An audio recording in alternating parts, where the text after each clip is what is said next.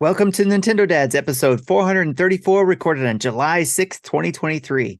On tonight's episode, Tim and Jesse will burn the house down, FTC-XBox hearings concluded, does the prospect of a new Nintendo console have us excited, and community events and questions, as well as what we've been playing. Jesse, you know what to do.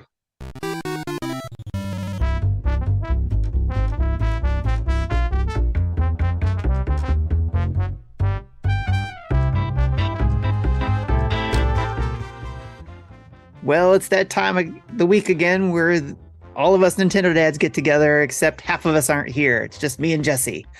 Jesse, how are you doing? Doing pretty good. This week, a little less hectic than last week with work.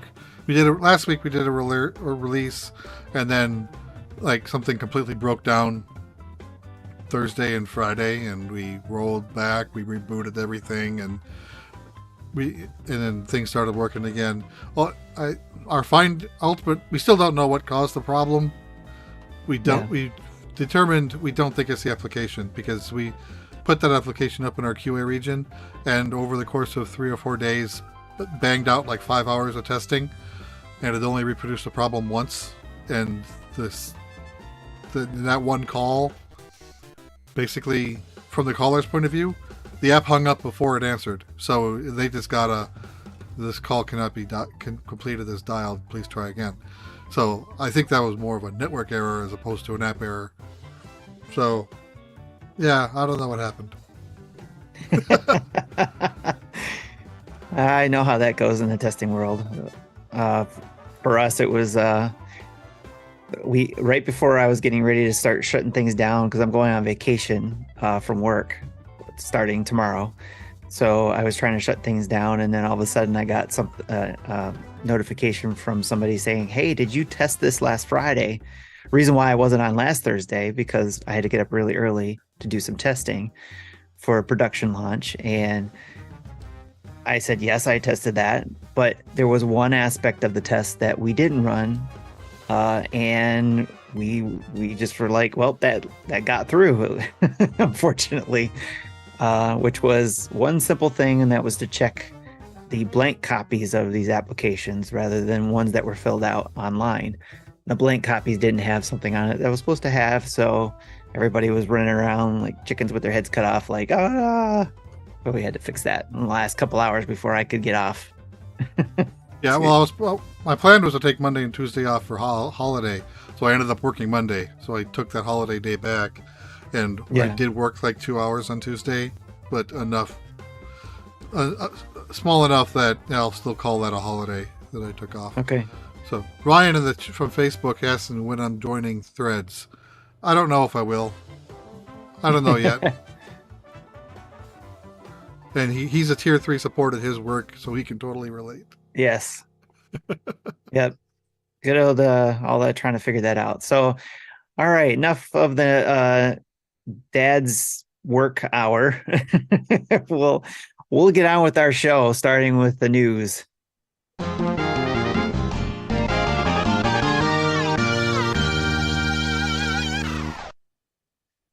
Well, today's show is brought to you by Manscaped, but we'll talk about them later. But first, we'll talk about what the news and our ad-free version of the podcast is brought to you by, and that's brought to you by our Patreons at patreon.com/NintendoDads.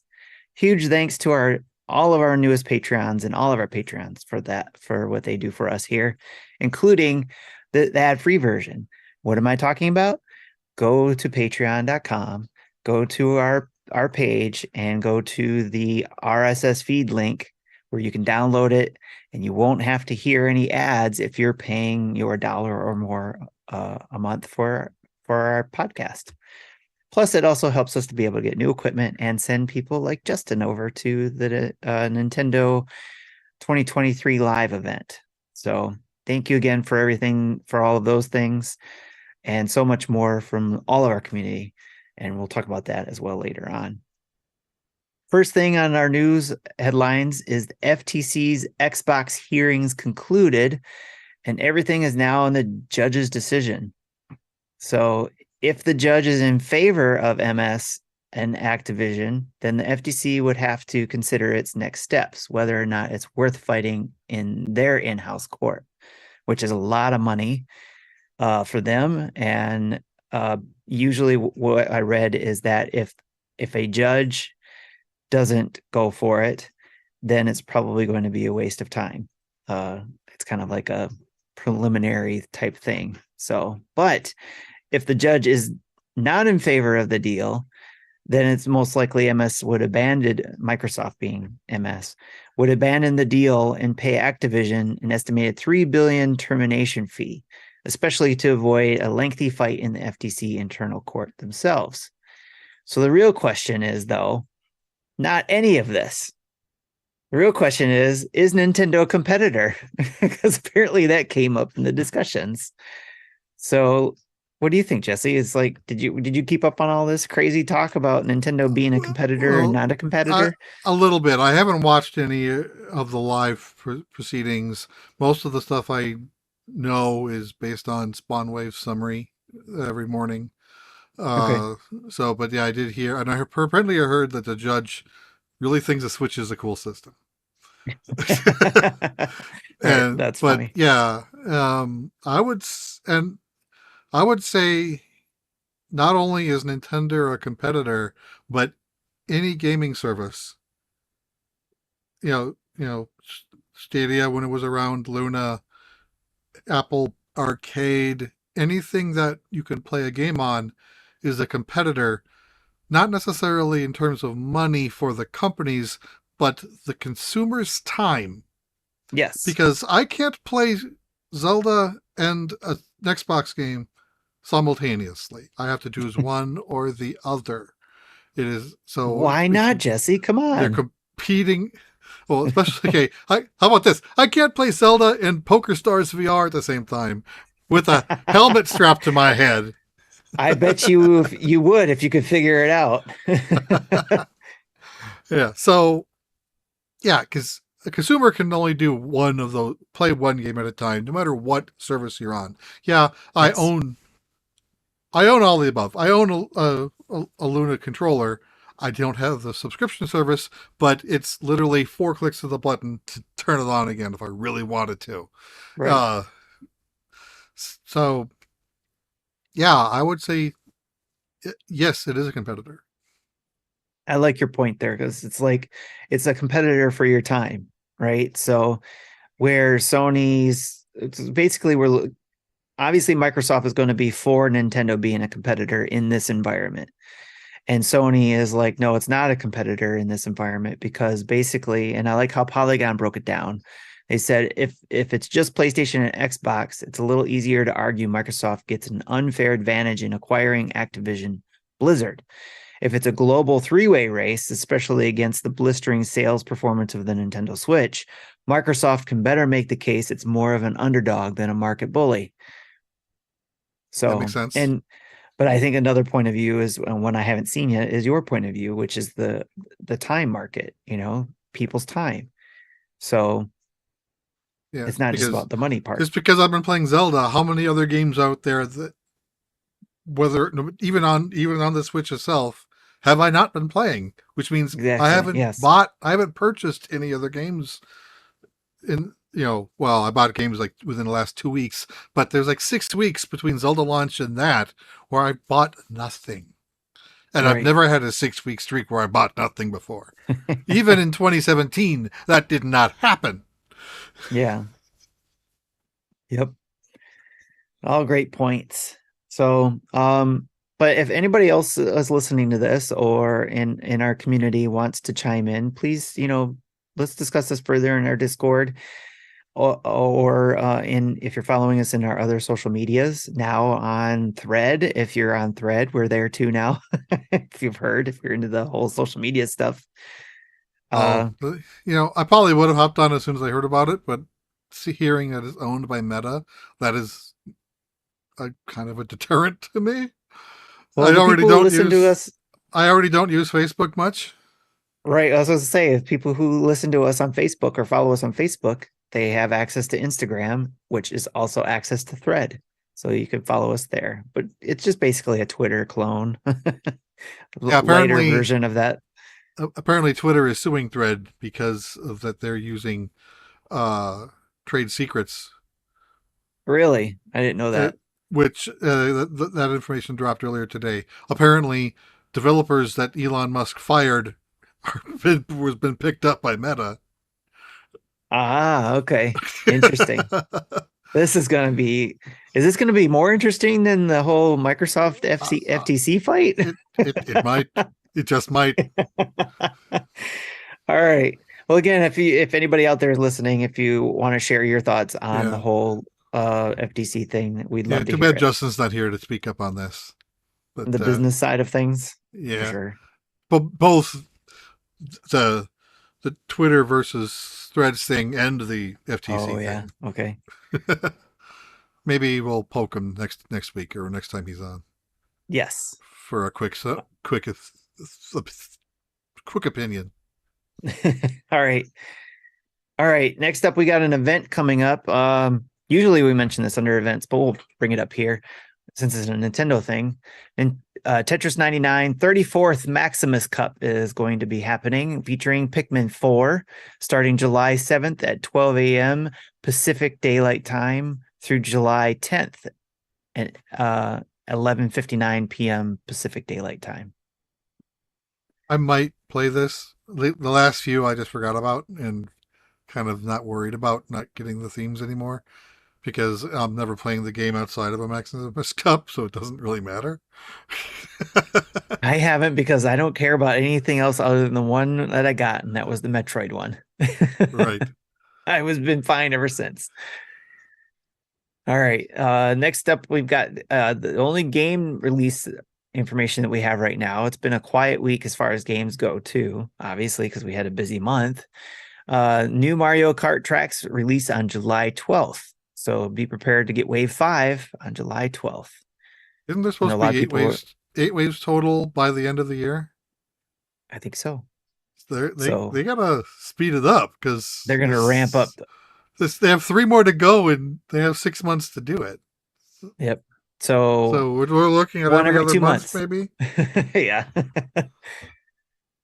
All right. Well, anything else that you can think of, Jesse, before we move on quickly? I guess that was pretty quick. That was a light headline. So That we can was a move light on to headline. our.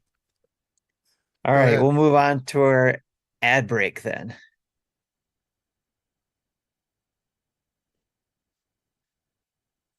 Samus receives a distress signal and travels to the farthest reaches of space to stop hair from exploiting your face and Metroids.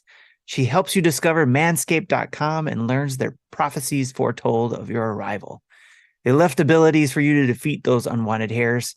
After gathering abilities and tools like the Beard Hedger Pro Kit with the 20-point zoom wheel Beard Hedger, beard shampoo, conditioner, oil, and balm, or the Performance Package 4.0 with skin-safe electric trimmer, ear and nose hair trimmer, crop preserver, and crop reviver, you can defeat this hair exploitation. Have those hairs under control, but they're dirtier than a couple of space pirates on Talon 4? Then start a peak hygiene plan starting at $18.99 per shipment and keep those shampoos, body washes, and conditioners all coming in on a regular basis. Unseal our discount with NINDADS for 20% off. That's NINDADS for 20% off and free shipping at manscaped.com. Confront your Metroids and facial hair. Make it your prime directive today and save with discount code NINDADS for 20% off and free shipping. And one more thing, just a little inside baseball here. Not trying to make people buy stuff they don't need, but just trying to remind people, now is your time to use the NINDADS code because it may disappear. Our code may disappear, especially if we are selling enough product, because I guess we work on a commission. So if we don't sell enough through using NINDADS, if they don't see enough using the NINDADS code, then we lose that code. So if you're on a subscription or you're not, or you need to, get a resupply of stuff, don't forget about that NINDADS code, NINDADS, to use that code. And again, the funds we get from that helps us also to do stuff. So if you're not a subscriber with us and you're hearing this ad, this is another way to support the Nintendo Dads. because that allows us to get some income from our ads and be able to do things like send Justin, to Nintendo Live 2023. So again, ad monies don't necessarily go into our pocket. Yes, we get to use things for buying like some Nintendo products with it or things like that, or new mics or new headphones or whatever the case, whatever we need to keep the lights on as you would for this stuff. That's another way we do it. So again, use NINDADS at manscaped.com for 20% off and free shipping.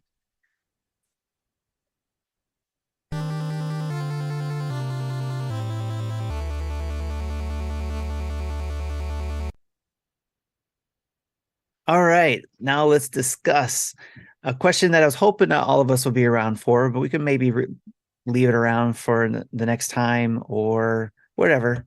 We'll get them to respond maybe. But for you and me, Jesse, let's talk about this.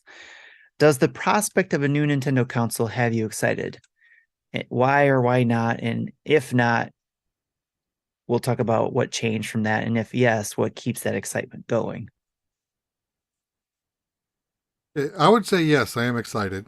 If you would have asked me this, say, uh, like 2020, I would have said, well, it's a little early, so not really.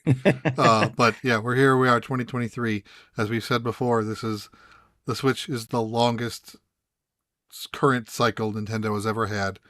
Comparing NES launch versus any SNES launch time, even though the NES still had like a 2 or 3 years of support afterwards. I'm Yeah. talking about between console launches. Switch Yeah. is now the longest console they've had. So yeah, I definitely think the Switch is ready for a successor. I'm not. I'm kind of hoping they just kind of keep it like current like the Switch, just with more power. Don't add another weird gimmick. Like if the Wii U didn't have a gamepad, it was just a stronger Wii, it might have done better. I don't know. But that's kind of like the comparison I'm looking at. So, Yeah. just, you know, keep the Switch successor, something uh, handheld, dockable on TV, uh, Joy-Con, maybe. If you have a different controller idea, that's fine. It's hopefully you fix drift with it. Yeah. But again, I play almost 100% docked with a Pro controller, so Joy-Con drift really doesn't affect me. I barely use them. Well, But have you heard about those what are those Hall joystick things? I bought some around here somewhere. no, They're maybe. the new thumbsticks that use magnets, the Hall sensing joystick Oh, from okay, yeah. Gilly Kit.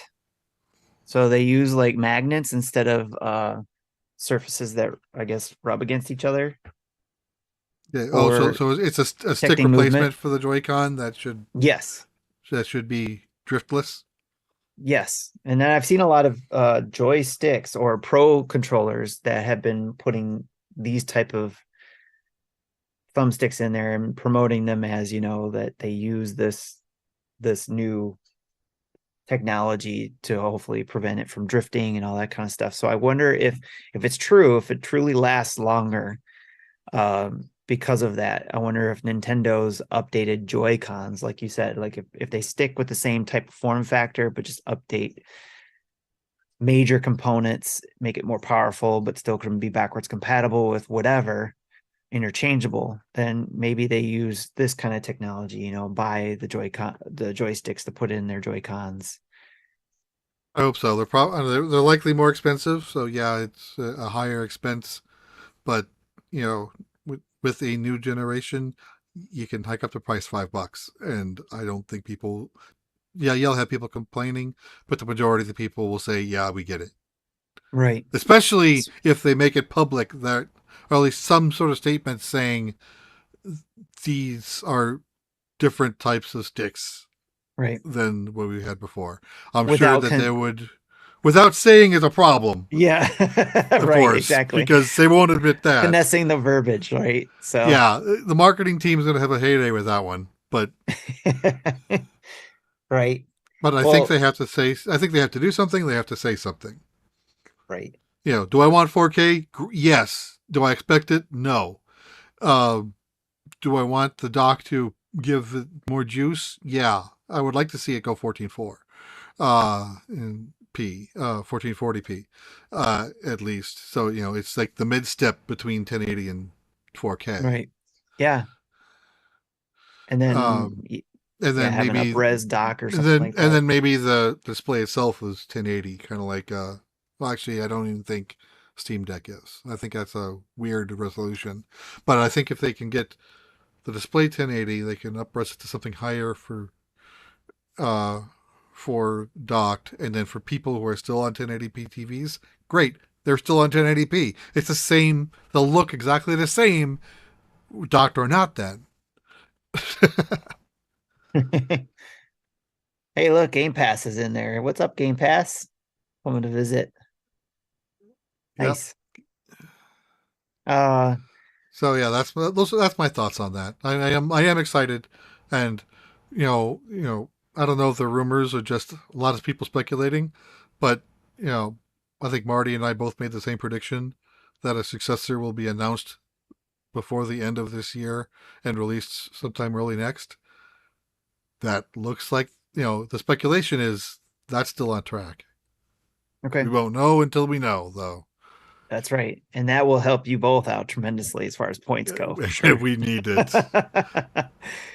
So I for me personally, I love mobile tech a lot. So with them coming out with a successor to the Switch, I also hope that it is following the same footsteps as their 3DS or DS, that it's always backwards compatible, stuff like that, rather than the home consoles, which except for what was it, GameCube to Wii was the only backwards compatible. Well, then there's Wii to Wii U, but Right. really Well, wasn't. actually, the GameCube to Wii is probably a good example of what I'm looking at. Yeah, Okay. because they there was an upgrade that they completely changed the controller scheme, but still the processor is compatible with basically with GameCube mode Right. and Wii mode without too much effort.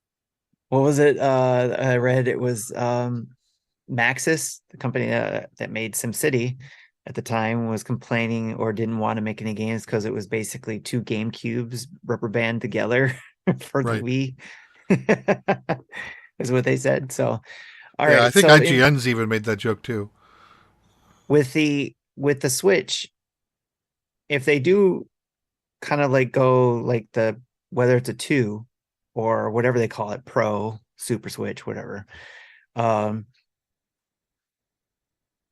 would adding a features that we were familiar with from previous handhelds make a difference? Like Microphone? microphone, camera, 3D. I don't think they'll go 3D because that won't play well with most TVs when docked. So Okay. that would be something that would only be visible uh, in In handheld. handheld. Okay. But yeah, I think everything else you mentioned definitely could be something that's viable, and maybe we might get more games that have voice chat. Yeah, that's true. And maybe, I don't know, it'd be interesting to see too if the microphone is built into one of the Joy-Cons, newer Joy-Cons, so that it's not on the screen like itself. the Famicom controller too. Yeah. So yeah, microphone and a controller has been around since 1983 for people keeping score. Right. So That they're is familiar with that 40. one. That is 40 years. What if they put the camera in the Joy-Con?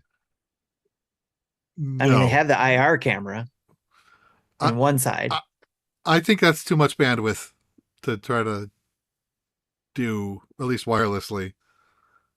Okay. I don't think that'll happen. I think it'd be in the system itself. Even if it's a low res. It Like It would have to be at least 720p. If it's less than Okay. that, it's like, why bother? Why bother? That makes sense. Well, I Funtest guess says maybe we'll get this themes. the Switch sticks up high enough over the dock too. If they use the same configuration to where if the camera's up there, it could still be used. Just depends on the placement of your dock. Yeah, If but you in my wanted to case, use it, it's not really visible. Like the when I'm at my big TV, the dock is like behind it, so yeah, you'd be looking off same. Yeah, into. this TV back here, same for me too. Yeah, so you'd be looking off. You get a good view of my PlayStation 5. Is what you'd get a look at. And this one right here, you got Mhm. a good look at my crotch. All right. So good luck for you if that's what you want. All right. How about a clamshell feature? Oh, would it hide a second screen or just for storage and slash protection of the screen when not in use? Either one. I would say a second screen. So it could be called Switch DS. Yeah, but again, that you're losing functionality when docked, unless Are now you you're though? Are you? well. I'm Where's kidding. the second I screen know. coming from? Unless you You just have you flip a, it up and dock it, and then so that top screen is on while yeah, you're on your big TV. behind my TV that I can't see. Oh yeah, Okay, that's all right. right, but okay. Expanding on your idea, combining Okay. the Wii U gamepad, you now have a wireless device that still has to be within a close range of the dock to be screen 2 while your TV screen 1. And the touchpad can still be a stylus touch. I don't care. Okay. Just like a 3DS, the bottom screen is Yeah. touchable. Okay. I think that would make the system like $600 and people would panic. So they're not going to do that. To be But able to be able to like AirPlay the screen? I don't think so. I don't think it's going to cost that much more. well, just any other part that's a mandatory accessory is going to jack the price up, and then people are Yeah, going that's to true. nitpick it. Second Like, screen and all that kind of stuff. yeah, these are all fun ideas, but I don't think any of it's going to really happen just because of that. They're going to want to keep this thing down, probably 350, 4 at most. Is where I'm thinking the price is going to land. They want to keep it at or below the lowest price of Microsoft and Sony Yeah. because yes, they are a competitor. I could see them. Yes, exactly. Going back to that whole thing, right? Right. So I could see them making this more expensive, but dropping the price of the others and keeping the others going so that it's like what they've done before. It's like, okay, if you want the newest and the greatest, you're going to pay a new price, right? 350, Yeah. $400 for it. And then if you want OLED, then you pay $50 less. Yeah. Yeah. OLED will be 3. The non OLED will be 2 to 250, and then I think they decommission lights. Yes. Oh, you think they would decommission the lights? They're currently the lowest selling SKU, so I think that they will Because fade them everybody wants the out. dockable one. Okay. Yeah. That makes sense. Unless they make the current light they would fade out, but or phase out. But what if they updated the light to where, it's a newer version, obviously a Switch Well, Lite yeah, 2. I'm sure they'll have a Switch successor light at some Okay. point, but the light as we know it will basically cease Okay. production I as got you. soon as the successor launches. That's Well, let's talk about that. The Lite 2. What would make the Lite 2 better, but still different from having a full-fledged Switch 2? I would say at least make it dockable. yeah. I think yeah. Well, the if it is a smaller size, it probably wouldn't fit in the dock, but it might have like maybe a dock mini, like a There you go. smaller. Yeah, because I can remember the 3DS. Pretty much all versions of the 3DS had a charging dock you could snap it into, Hmm. without having to plug in the cord and unplug it every Right. time. I had that, and it was super convenient. I Like, loved it. Yeah, so I it have kind of one similar. kind of be like that. Just kind of just drop it in, and it could output HDMI. It might be 1080p only, and again, who cares? Yes. Yeah, I mean, the light is supposed to be smaller, all in one system, no removable Joy-Cons, which is all fine. I think the one feature that should have been there from the start and should be on the two, if they come out with a light two, should be make it dockable. So it still is a Switch. That's the whole thing about the Switch. It can switch from TV to handheld, but I Now think I'm you'll have more wondering sales because then it would if be more sizes options.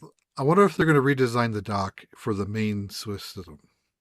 If it is something that fits more horizontally instead of vertically, then it might be directly compatible with a successor light. Okay. So you still only have one SKU for a dock instead of two. There you go. That makes sense. Or it could also to be um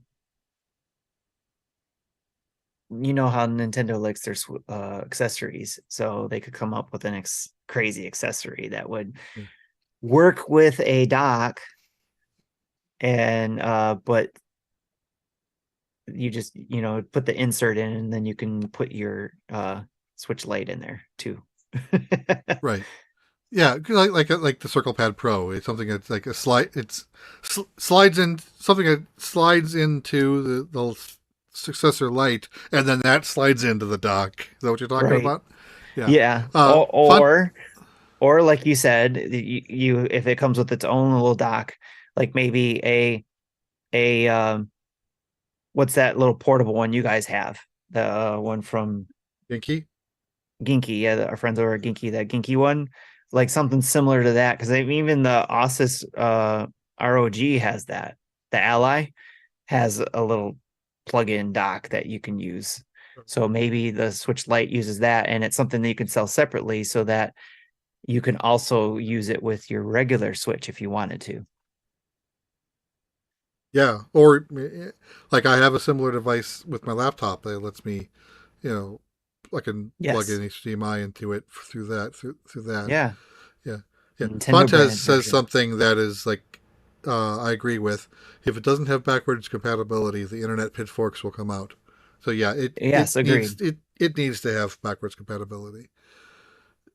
I will say this, that if it's not backwards compatible and we have to start all over, if they try to use the whole like, oh, this is not this is not replacing the Switch, this is just a new pillar type of thing, like the whole DS Game Boy thing, Right. then I think the Nintendo dads may change their name. And that'll be our pitchforks. Uh-oh. Just a thought, who knows.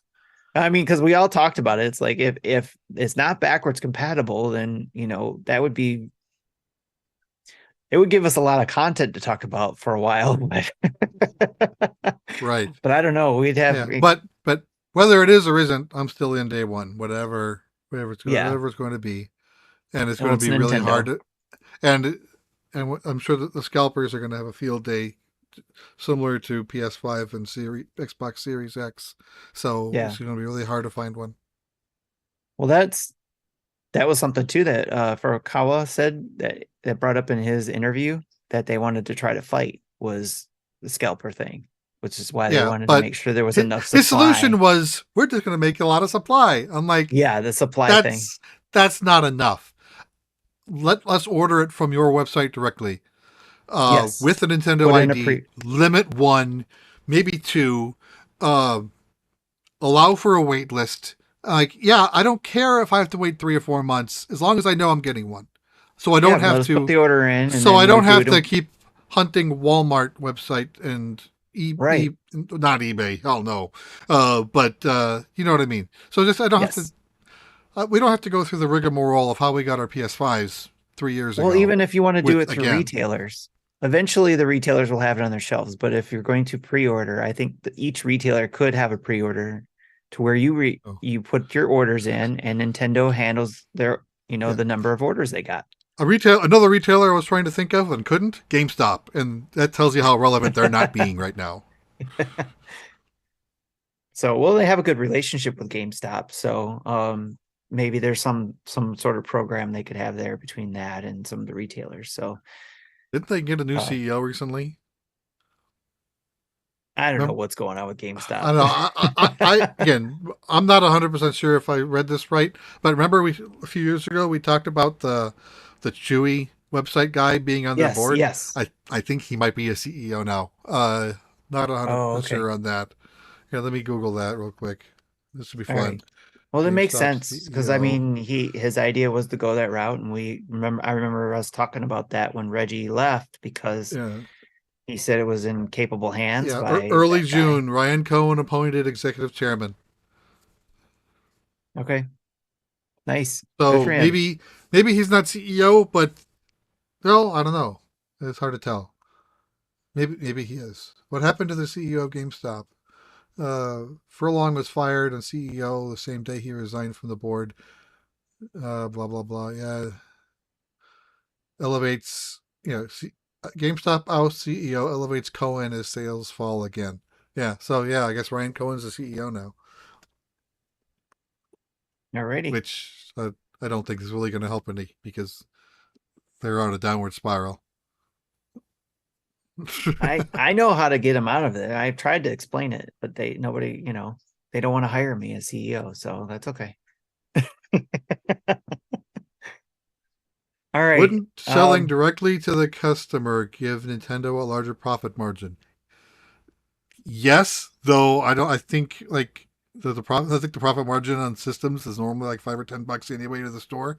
So they don't make that. That's why the stores like to, especially GameStop, but Walmart's done it too. Like the bundle things. Yeah, Yes. we have systems in stock, but you have to buy 4 games, an extra joystick, a $50 eShop card because So they can the make $100 off of it accessories instead of 10. the accessories and the games are where their profit margins are, not the Right. systems. Yes. All good points. Yeah. As the NordDP says, "Hey guys, hi, thanks for watching." All right. Well, that's what we've been that was our discussion there. So I hope you guys enjoyed that. Again, if you want to participate or have anything you want to add to that, please, drop it in our Discord or on any of our socials and let us know what your thoughts are on that topic of getting excited for the next new Nintendo console. Why or why not are you excited for it? So, all right, let's move on to events.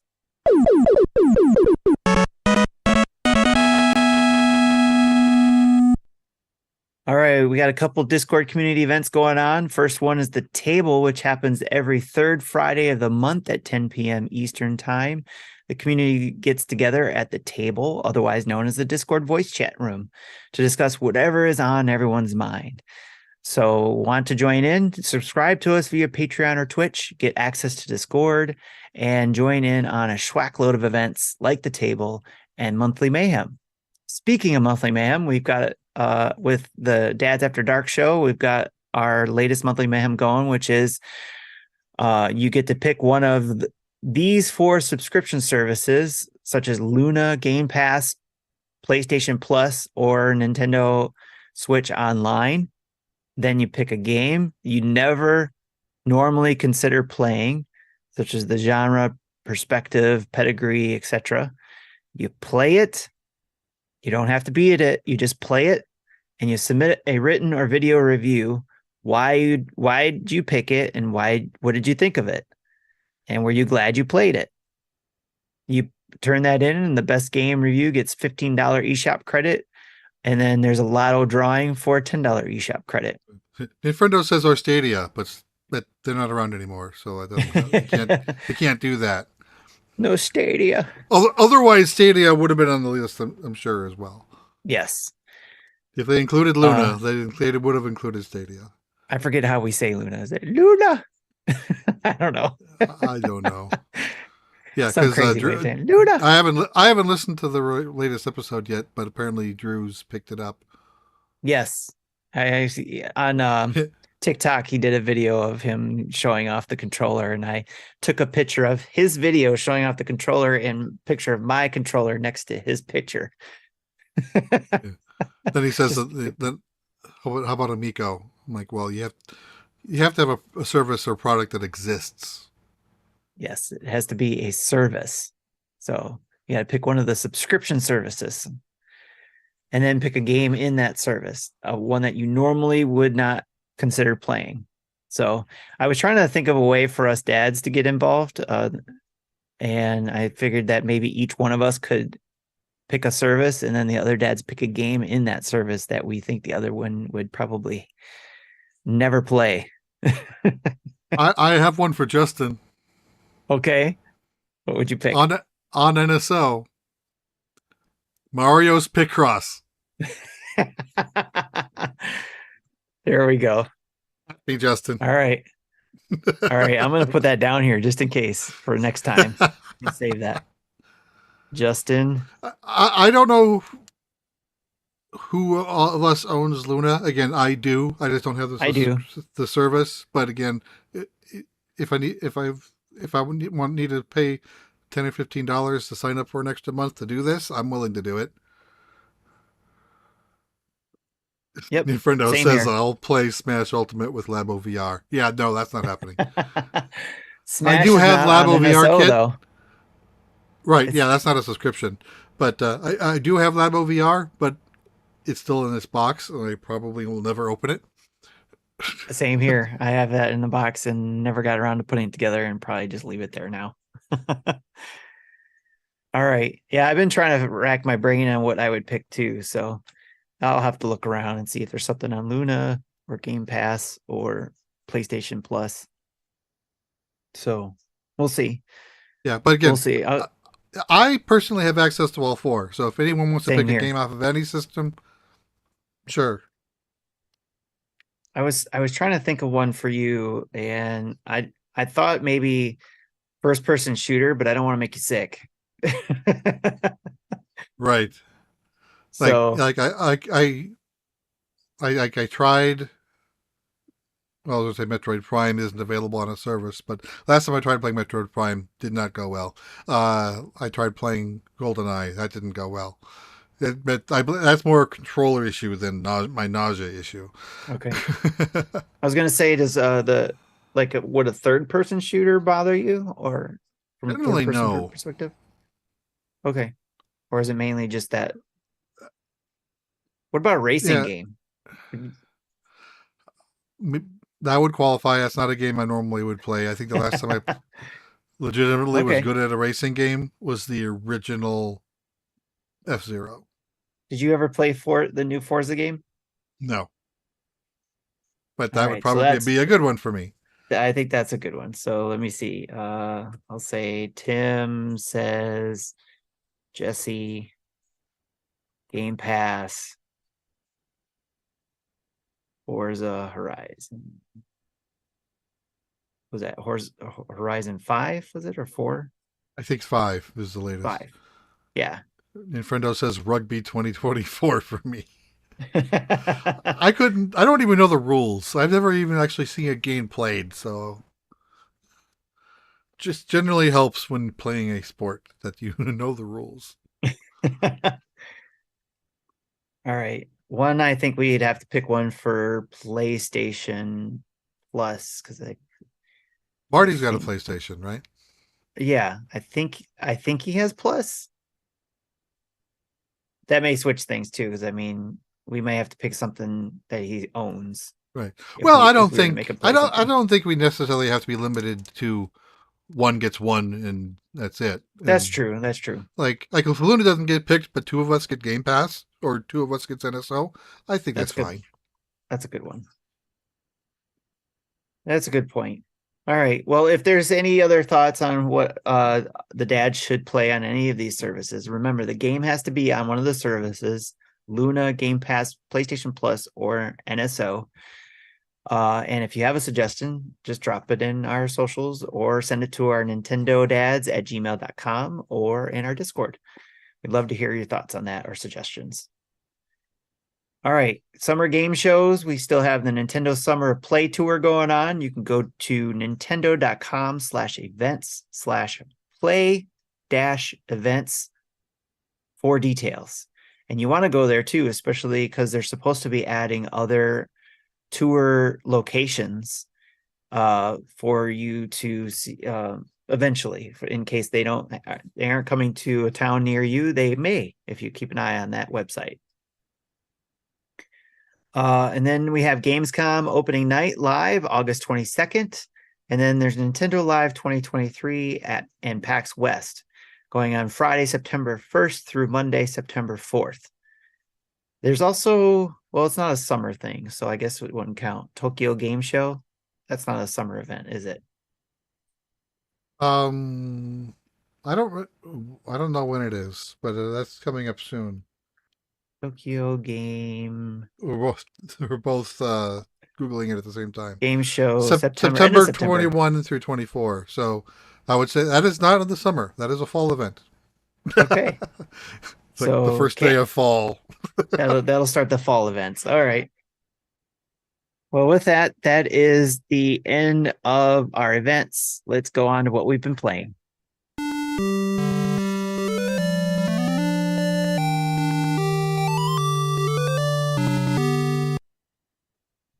All right, Jesse, why don't you go ahead and start us off? Okay. Nintendo says Justin will have to complete a Picross shirtless. Okay, so yeah, Legend of Zelda Tears of the Kingdom. I wanted to try to finish that game before this episode.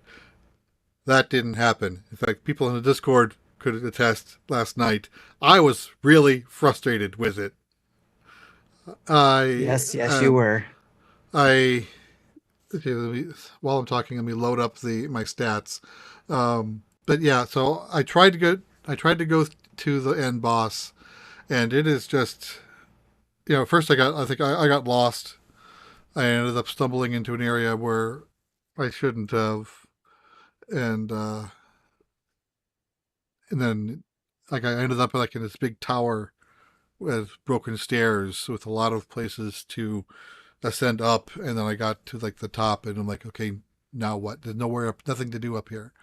So that's why I got confused. But so I am current, and then I discovered something. What happened there? I discovered something that I don't think any of us knew about, because we thought that the maximum number of batteries was 8. Because like no one on my chart has got more than 8, and I've had 8 for like almost 3 weeks. Yeah. But I ended up having another 800 crystals, so I'm like, let's see what happens if I try to use them, expecting to say you're full. There's nothing I can do. But no, right. He took them and upgraded 8 slots of my battery from green to blue. Wow. So which effectively are doubling the charge. So I put in the chart that now I have 10 2/3 batteries. So I presume now that the maximum is 16. So the way it works, you still see the 8 batteries with the leftmost side being blue, and then the rest of it being a light green. That the blue portion gets consumed first until that's gone. Then all the light green turns into dark green, like we've been seeing for the first 150 hours of the game. Right. And then it gets consumed all like normal. So yeah. So okay. So yeah, I have almost 11 battery charges now. Nice. So that was unless there's more. Yeah, unless there's more. Maybe there'll be a red that's 3 times the charge of a green. I don't know. Someone will have to tell it to grind out that many charges and tell us, because I don't think I will be. Friendo just spoiled the game. He just said Ganon is Link's father. Again? Oh man. Didn't they do that? Didn't they do that trope once already? Link, I am your father. Anyway, so I am 160 hours in. 130 shrines, so 22 left. 100 light roots, 20 left. I don't know how I can get 20 left. My map is almost full. Like Well, what's you left said is that's the key word is almost. yeah, but yeah. Some of them, will take up that. Will open up that much of the map, where the ones I'm missing like open up that much of the Little map. slivers. Yeah, like yeah, very. That's So they're funny. really really small radiuses. So and a lot of them that I'm missing, I think I need to find like chasms in caves or some crap like Oh that, yeah. Yeah. which is something that isn't visible from a tower launch. Makes sense.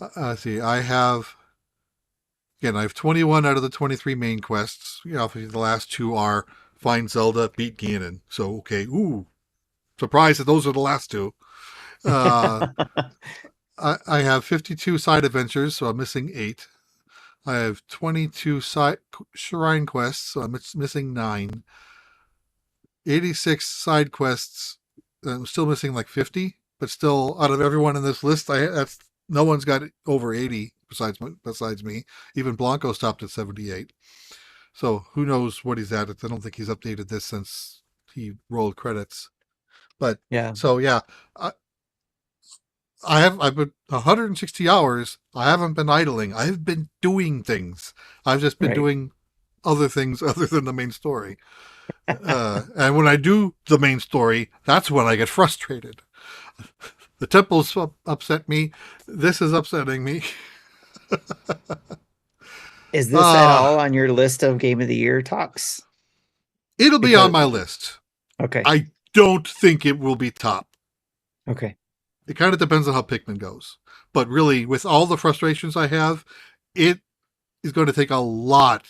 That ending's got to be spectacular to be worth the effort, Okay. all the frustration to be Right. top. So right now, I am predicting it won't be top. It might be 2 or 3. But again, we've got 5 3/4 months left of the year to make that Yes. determination. All right. Fair enough. Okay. Things I have streamed. I streamed the Pikmin 4 demo last week. I think Justin mentioned it on his solo show last week. Um, I do like it. I'm looking forward to that game. I didn't do what some of the people are doing and holding off on collecting that 1500th item or point to play the demo longer. Okay. I just wanted to do the natural progression. I think I streamed for 2 to 3 hours. Yeah, I was gonna say I think it was like almost 3 hours, I think it was almost 3 hours. like 2 hours and 40 minutes of Yeah. something like that. So Yeah. still a reasonable demo. Yeah, I'm all in. I'm ready for it.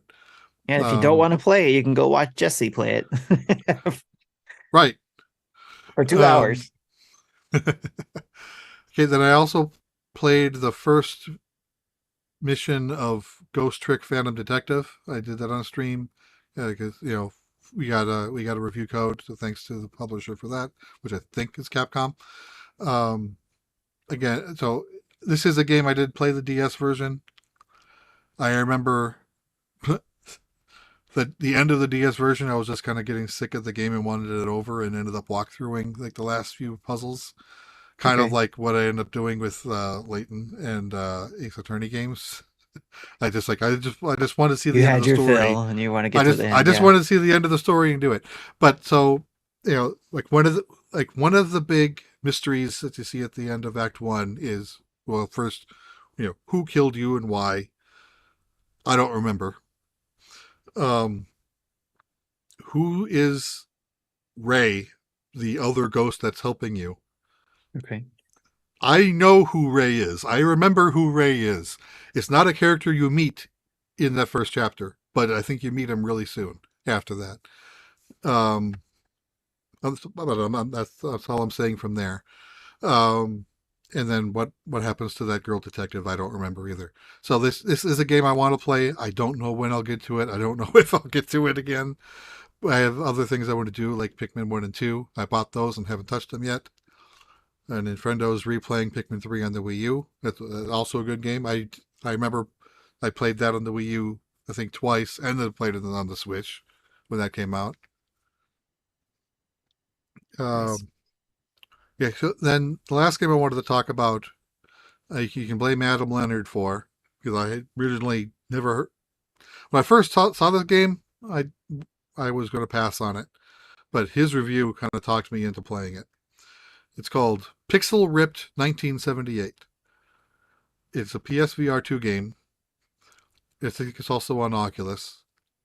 It's the third game in the series. The first two games, I think, are also on Oculus, which it's Pixel Ripped 1995 and Pixel Ripped 1980, something maybe. I don't remember what year it was. And the first two games were on PSVR, PS4 compatible, which is incompatible with mine. But this game is compatible with 5. And I did play through it, rolled credits, less than 5 hours. It was a fun game. Though this is the first VR game that made me nauseous. I could only play it in 30 to 45-minute bursts before I had to put it on pause, take a break, because it was the motion got me. But Have you ever tried those bracelets I was talking about yet? I haven't yet. I should Okay. look into that. But yeah, so the way this game kind of goes back and forth between like the real world, where like you are this you're an employee at a game developer shop named Bug.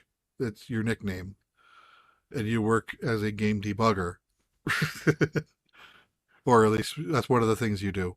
And so you're playing through these games, and then you find a and so you have an Atari 2600 here next to an Atari 400 computer, which I presume was used as their debugging station and coding station. I don't know how those games were made back in the day, but yeah, you literally have multiple cartridges you can choose from. You can take out a cartridge, put the next one in, grab a controller. Yeah, and you have to put your hands together to play it. If you separate your hands, then your hands are separated in game as well. So like if I'm holding it with my left hand, I can still control the joystick, but I can't push any buttons. But if I do it the other way around and have the controller in my right hand but not in my left, I can't move, but I can push the buttons. So it's kind of weird. And so sometimes you have to do things in your environment outside of looking at a game monitor, like answer a phone on your right side, or someone on the other side of a cubicle wall will say, "Hey, Bug, heads up," throw a football at you, and then you see these hands up in the air, and they want you to throw the ball back at them. So there are other things going around you while you're playing the game, and then every once in a while you'll see these like portals in the game that when you step on it, then it'll take you into like a 3D world inside the game, and that's where I got nauseous. Okay. Gotcha. Anyway, so yeah, so and the way Adam worded it, if you're a fan of pre-NES gaming, you'll probably get a kick out of this, because the games that you play likely could be games that would run on an Atari 2600. Not a very powerful system. Right. But I'm not going That to get. does I'm not sound like going it's to. up your alley. Yeah, because while Intellivision was my first system, I owned an Atari as well at some point. So I did have one during the I had both systems in the house during the crash, and of which Yep. the game Crash was mentioned. Of course, Yes. Awesome. and I'm not going to spoil what it is, but near the end of the game, something happens that reminds me of a Yu-Gi-Oh episode. And if anyone's curious about that and they don't mind being spoiled, I'll tell them. I just won't say it here on the podcast. All right. But yeah, I did enjoy the game. It was nice short game. $25, maybe a little expensive for a $5 game. But again, small studio on a limited hardware. I understand them charging it up a little bit. Gotcha. I may be curious to hear what that was you're talking about, the Yu-Gi-Oh reference. So maybe Yeah, post show. or even if I don't know if I even want to say it on post show, but Okay. I'll tell you off recording, no problem. All right. All right. Cool. All right. Well, you got some awesome play in. It looks like you were able to get a few things in outside of Tears of the Kingdom. Unlike me, where just been playing Tears of the Kingdom. That's about it. But I've been making lots of progress in it. At least I feel like I've been doing something in it. It's like I went to, the northeast corner of the map, got that pathway done and got that first temple done, which is the Wind Temple, and moved on to I was going to move on to the next temple, which was I think I was going to go towards the Fire Temple. I think I was going to go for, or no, what's the next one they recommend? Was it the Water Temple? There's Water one. after fire. Well, I I mean, think. I did the wind one, but I think they recommend like whatever Pura was recommending, like, oh, you should go check this out. I think was it the water one that they kind of guide you towards? I think they recommend the water because I Okay, think they basically, I started with wind and then went clockwise. okay. Whereas in the But they don't Breath make of the you go Wild, to you don't they have don't make to. you go to the fire one first. They make you go to the water one. That's not in order, right? Or It, is it well, water then fire? I don't know. I I mean, did. in the Yeah, clockwise way. yeah. I did the You did wind I first. did wind, fire, water, desert is what I Okay, did. gotcha. So So clockwise, which is where they want Breath you in to the do Wild I wind, started. Yeah, go ahead. water, then fire, Do then they? I guess I didn't catch the that. way they're directing me is to go to the water one next. I was Oh, planning to go to the fire one too, but they're kind of guiding yeah. me in the story Well, to go to the water one. I did fire before water. Okay. All right. Well, anyways, I was on my way to go do that, but then whatever the story was leading me to do, but I think it was Hoots that in our Zelda channel was like, go do what you can to get that Parapad updated. Go do that storyline and go as far as you can to get that updated before going on to the next temple. So I was like, you know what? That's good because I want that shrine alert tool. So because I liked having that in Yeah, Breath of the actually, Wild. I think I did fire first before I finished the Purapad, but I had the Purapad maxed before I did water. Okay. Yeah, so that's what I've been doing is trying to get the Purapad. I don't know necessarily maxed. I got the Shrine Alert tool. Do you think I should get the rest of the tools? Just finish out Yeah, maxing out the Pura tools? yeah, Okay. because one of the tools you get is I don't remember the name of it, but they let you you can warp to a light Yes. wretch or you can warp to a shrine. You can drop once you've maxed it out, you can drop up to 3 additional points. You can say Okay. warp here. So I'm in the area where I got frustrated. I was able to drop one. So if I need to go out, heal up, and then I can warp back in without having Okay. to spend another 20 minutes getting back there again. Okay. Yeah. All Nintendo right. says heroes medallions, and again, I think if There we you go. start with one, but you can upgrade it to get up to three, Okay. and then you'll All also right. get the ability to you know search on a picture you took, just like you did in Breath of the Wild. So Yes. you can use that to search for bomb flowers, if you or something like that. Gotcha. Or the shrooms that give you extra hearts or Ruffles.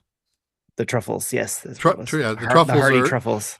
the the truffles are a good food for making uh, full health food. Full health and extra hearts, right? So Yeah, all right. That's what I've been doing. And also right now I'm in the Hateno village. Did I pronounce that right? yeah, I Hateno, think so. Yeah, where I help them make cheese. yeah, that was a fun quest. That was pretty fun. And then once you finish that, you'll be able to you can buy cheese in the main headquarters. Yeah, it's just the Yes. shop there. Yep. And That was apparently, pretty that's funny, one that of the whole ingredients. storyline. That's apparently one of the ingredients needed to make the pizza. Okay. I think Drew said he made the pizza, but I haven't done that yet. All right. Well, I did that and along the way, of course, on all these paths, I'm going and update, opening up shrines and towers and stuff like that. So I'm having fun with it. And I did one mission for the depths, obviously, to start with the whole Purapad thing. That one mission got me really lost into the depths because I went past I forget what they called them in the depths. The Not necessarily statues? temples.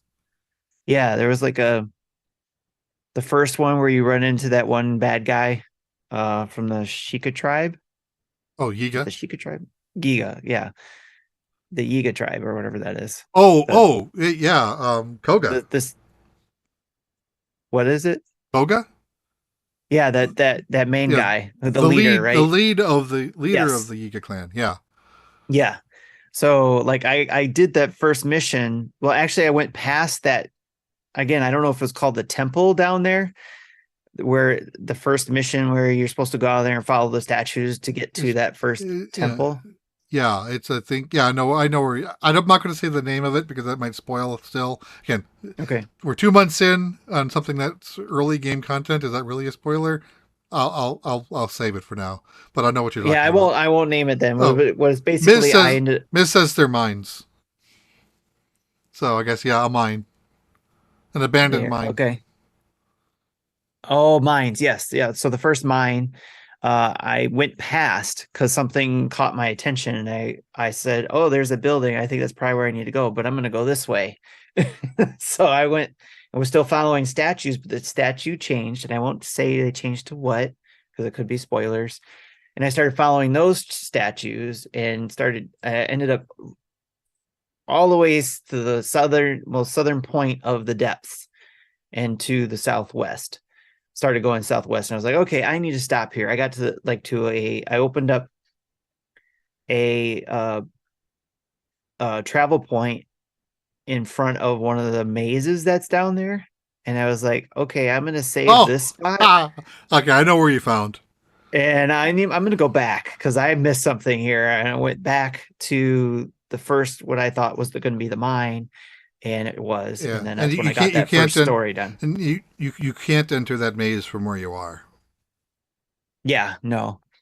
There's I couldn't figure it out anyway. So I was looking at it like, do I want to be in here right now? I think I went the wrong way. I'm gonna go somewhere. I'm gonna go Yeah. back. So I went back, and that's when I So finished so off the first part of the parapet so thing. so you ended up finding Koga eventually. Yes. Okay, I want to say at that area, explore around it and see if you can find an area under that building. There's a quest there that's kind of fun to do, and you get a really good reward. Okay. That's near the first mine.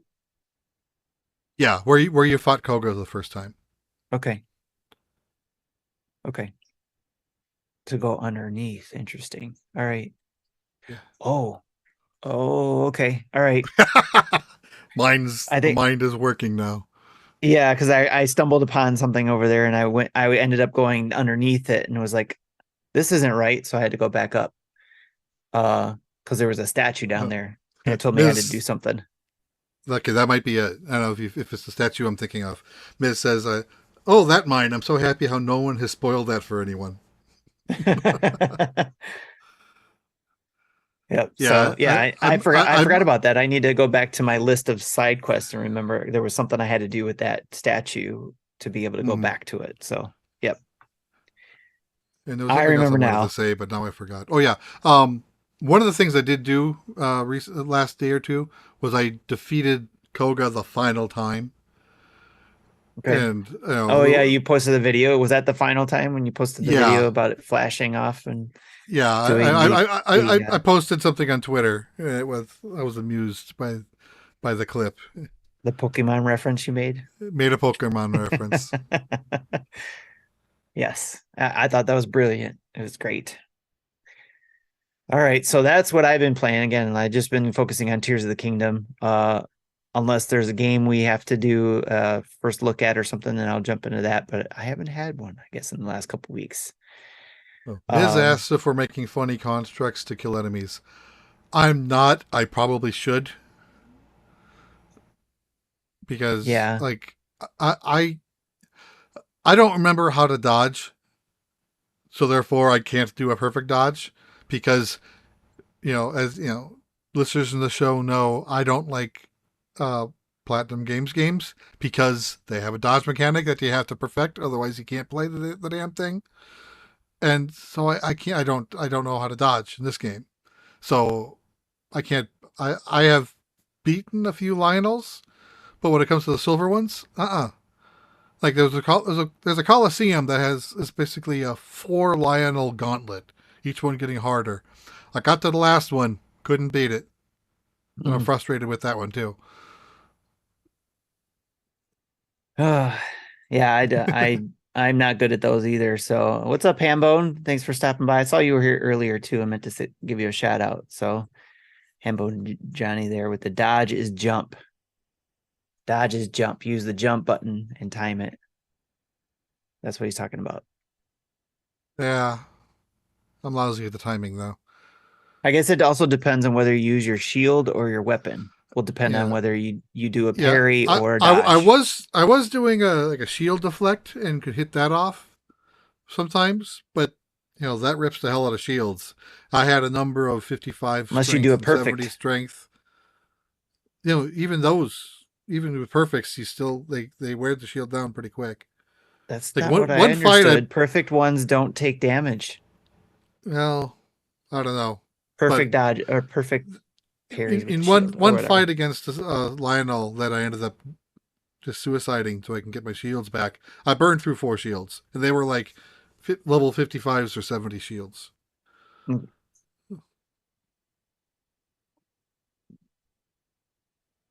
I have a feeling I'm gonna have a hard time with the final boss if I can't do this. If I can't dodge right. I'm trying to find it. See if it says anything. I remember the Or final somebody boss might of say it Breath in of the here. Wild really relied on you being able to shield reflect. Yes, But this game didn't really have beams like Breath did. right. All right. Well, I'll look that up later. Uh, so Alitario. Tell me one fact that only Nintenders know about Nintendo. They owned love hotels in the 60s. That's good. That's a good one. I like that one. I was gonna say another fact is Nintendo will Nintendo. I think that's public knowledge. All right. All Ms. right, says make a fine. construct head with an electric emitter on a homing cart. The problem with toys like that is a Lionel can just go roar and they're gone. Because Mm, I set up 3 homing devices against a Lionel once, and he just ate them. nice. Yep. I'm not gonna be fit. In fact, I came across the Lionel and I was on my horse and rode right past it. I was like, That's the nope, right see you later. answer. All right. Justin and Marty also have been playing some games that they posted here as well. One of them being Everybody 1-2 Switch. Marty agrees with Justin's comments, which is big thanks to Nintendo providing us with a code, and Justin got that code to try it with his family. Him and his family have had the opportunity to play Everybody 1-2 Switch, and they've really actually enjoyed it, he said. There are some really fun and engaging games. The use of mobile devices is actually really good. You don't need a Nintendo account. It's very much like how Jackbox does it with their stuff, which is great. But if you're comparing it to Jackbox, it is very much a family-friendly version of Jackbox. I think for the value, which is $30 USD. It's actually quite good, all things considered. You're going to have fun with your family playing. You're going to have lots of laughs. And you're going to bust it out. He says, "Are you going to be busting this out every single evening? Probably not." But he mentions that there's some longevity because there's times where you'll bust it out like you would maybe a board game, whether it be with your family or if you bust it out with friends that come to visit or your kids have friends that come to visit. So with all of that playability for $30, it's actually pretty good, he says. So lots I'm sure we'll hear more about once he's back on the air. And same with Marty. He agreed with what Justin said there. Him and his family probably had a lot of fun with that game. And maybe, I don't know, maybe he brought it with him while he's recording his new album, that I keep talking about. I don't know if you saw that, Jesse, but I've been No? posting that Marty in our weekly updates that Marty's out recording his new album, his new Jelly Roll album, So And then, of Okay, course, Justin is out trying to acquire Nintendo for us. So Nintendo Dad's that I coming did, in. that I did see. Yep, he's still trying to work on that. He's preparing his, So the old thing of acquisition stuff. if I ran Nintendo, he wants to Yes, really own. he's really gonna work. He's really working on that. So, and then also Marty, if you haven't seen, has played AEW's Fight Forever. He's got a first look of it out on our channels. And so you can go check it out. I'm sure he's super ecstatic about being able to play that game. And if I remember hearing correctly, if you were a fan of the Nintendo 64 wrestling games, you are going to like this. It's like an updated visually version of it, but plays like the old school multiplayer games back on the N64. So go check out his first look there on our YouTube channel and keep an ear out for when he's on the show again, talking about his time playing that game. Quag311 says my son beat me in Smash this week, and I am not coping well with this. That means he's graduated. He's gone beyond, he's past you, and now you can retire from Smash. That's what that means. Oh, Yeah, I Johnny don't. said. Johnny says, "I really like it when Tim says busting out, Yeah, busted out." my son's really pretty good at Smash. In fact, he wants to play against Roger. Roger actually agreed to it, but they never set up a date to do it. That'll be something. That'd be a fun stream to Yes, watch. you could host it. Yeah, Oh, wait, you don't have Smash, do you? I don't, but my son does. Yeah, I can use his Well, I mean, because Switch. if you had Smash, you can go in and spectate, Oh, I see and what you mean. then and then and then that way you could show it on the stream or whatever while they were doing whatever. So, but anyways, that's awesome. That'd be fun. Hopefully, we can figure that out. All right, on to the community spotlight.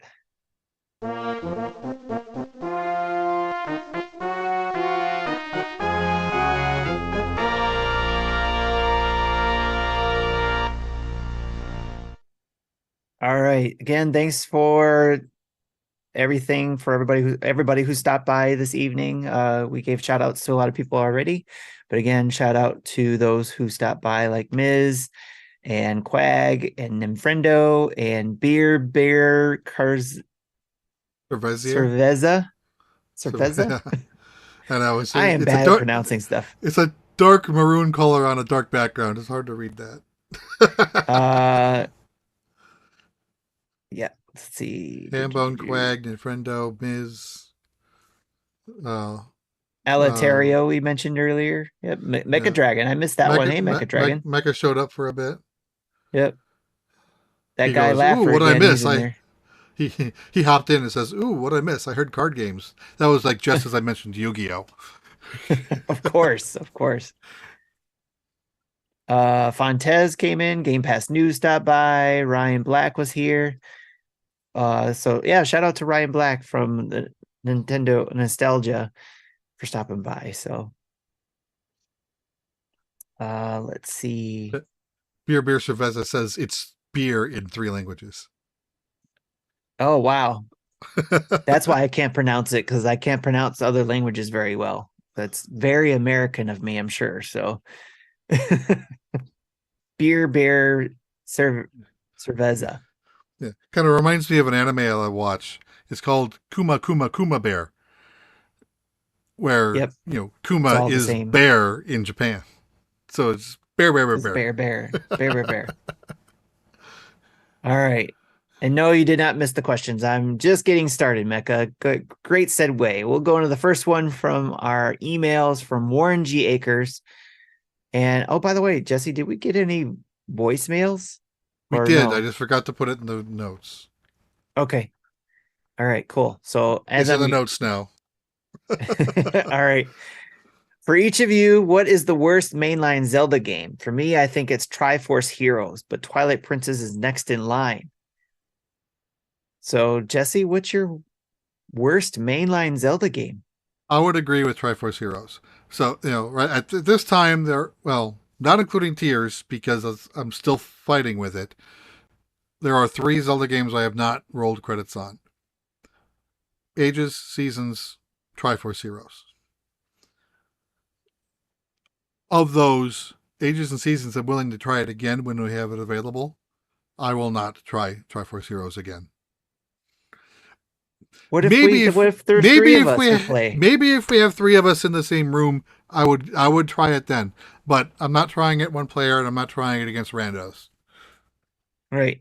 Well, yeah, so I mean, if there's three of us online, obviously, unless we get I, to our 10th anniversary, we play it then. Online with a Discord chat, maybe, but I think I would prefer face, local In the same room. multiplayer. Okay. That's fair. Because I like Though, Triforce Heroes. I enjoyed it, but I was playing with people in the local room. Nintendo says not the 2 CDI Zeldas. They don't exist. We don't talk about them. They're not mainline either, though, right? Yeah, they're not mainline. Nintendo says they don't exist. Twilight Princess I like. It's probably in my top 5. Okay. Beer says, I hear Skyward Sword is bad, but I never played it. Again, it's got some issues, especially with Fee, who sounds like a robot. There's a 95% chance that you're going to die here. Your batteries are getting low. You better change them. I'm like, okay, thanks for breaking that immersion. But again, I did like it. Again, that's probably if it's not top 5, it's 6 or 7. It's not bad. A lot of the issues with Skyward Sword was addressed too with the Switch version. Yeah, I didn't have much problem with the Switch version. I don't know. Yeah, because I played the Switch version 100% motion controls, except for the pumpkin shooting minigame. I went to traditional controls to do that. Okay. But other than that, I did the swing with my arms. Gotcha. Well, I mean, even then, even if you were using the old school controls, I from what I understood, the Switch helped make the game better. Oh, the Switch made it better. Yeah, I agree. Switch made it better. Yeah. I thought you said problems were with the Switch version. No, the Switch made it better. I misheard you, but yeah, because I think I did play it through the Wii game twice before before the Wii U came out, or at least before the Switch came out. So that was my third playthrough playing on the Switch. Okay. It's probably one of the best stories. Twilight Princess also one of the best stories. It's just the games with the best stories are having some rough gameplay elements. Jesse, you're not going to like my pick. No? Zelda 2. I understand why people don't like that one. It's my worst one, but I probably didn't give it enough of a try. Yeah, because I like it as much as I do because I played it when it was new. I was able to beat it somehow. I don't know how, but I was able to beat it when it was new. Pre-save states, pre-rewind. Right. All you had was, you save the game when you die things.